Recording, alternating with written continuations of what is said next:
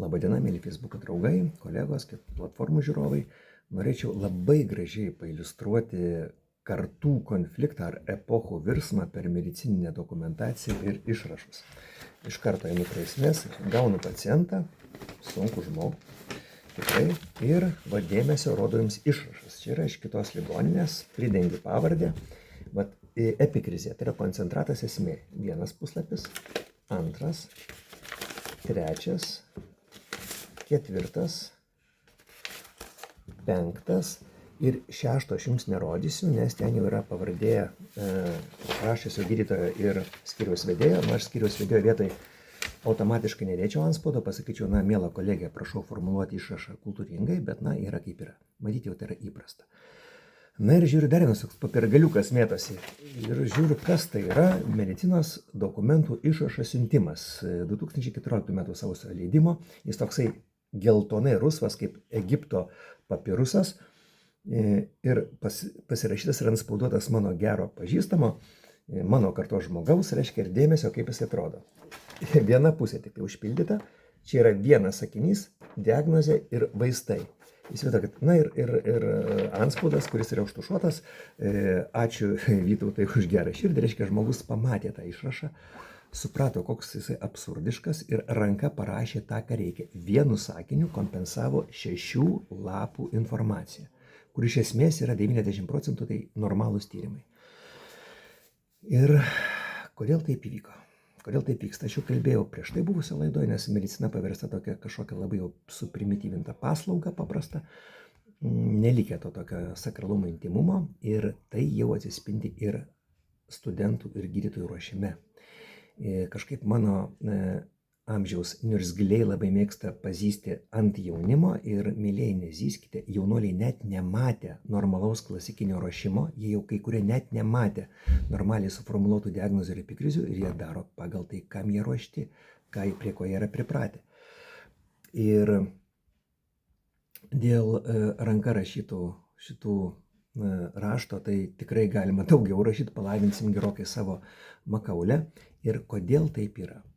Dar man besimokant buvo tokie truputėlį idealistinių tokių motyvų, čia pasiaukojimas gydytojo ar mediko, pagarba pacientui, pagalba bet kuriuo metu. Ir tas po truputėlį geso, blėso ir ant galo dabar tokiam masinė medicinio marketingo fone pradėjo ryškia tendencija, kad jaunas žmogus, jis tik žiūri, kaip kuo greičiau įgyti kondicijas, kurias po to galėtų pelningai parduoti. Ar supratot? Vienu sakiniu, kaip tas mano kolega Vytautas, pasakysiu taip, nuo pasiaukojimo koncepcijos yra pereita prie kuo greitesnio kompetencijų, kurias vėliau pelningai parduoti įgyjimo. Bet ir viskas. Ar tą matė vyresnieji gydytojai? Turbūt matė. Ir dėstytojai taip pat matė. Bet pas mus dideliuose kolektyvuose tiek mokslo, tiek medicinos yra baisus baimės lygis pasirodyti kažkokiu netokiu, kažkokiu apkalbų. Baimė ir tas vargšas senukas, badydamas vienu pirštu klaviatūrą, nedrįso nieko pasakyti tiem jaunuoliam ar tiem reformatoriam, kurie lipo jam per galvą, jisai tyliai tylėjo, kad jo nepavadintų kažkokiu neprogresyviu. Ir tas baimės jausmas dėja suformavo tokį negatyvą, tikrai neigiamą, ir dabar skaitai tą popierių, tu nematai jokios pagarbos nei pacientui, nei savo kolegai, nei netgi pačiam savo. Tas toks automatinis įkelinėjimas tų nesąmonės yra kažkoks tikrai žalingas įprotis. Galėtų įstaigų vadovai vienas kitam susiskambinti, labas Petrai, labas Angelė, ir pasakyti, žiūrėk, motyvuojam galbūt ne kažkokiais tai jau ten sentimentaliais pasiaukojimo kriterijais ar motyvais, bet jau grinai ekonominė logika, kad be reikalo nepirkti tiek popieriaus, be reikalo nepirkti tiek printerių ir šiek tiek grįžti prie tos klasikinės medicinos. Tai vienas dalykas, jau labiau, kad rašymas ranka. Švedijoje buvo atliktas eksperimentas 2010 metais, prasidėjo ne kaip eksperimentas, prasidėjo tiesiog kaip kompiuterizacija. Švedai labai anksti nusprendė būti pirmieji ir kompiuterizavo pradinukus ir netgi darželinukus vyresniųjų metų.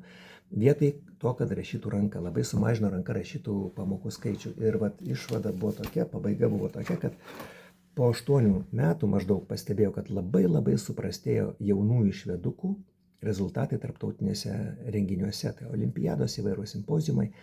Ir vis dėlto jie suprato, kad ranka rašyti yra sveika, nes tai sungiama makaulė, regėjimas, riešo pirštų motorika ir žmogus lavėja.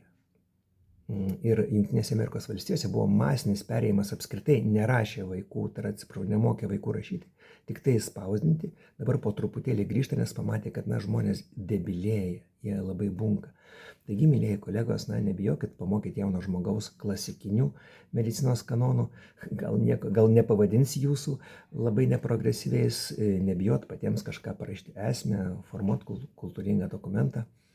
Ir nuo to bus geriau mūsų sengalvėliams. Iki.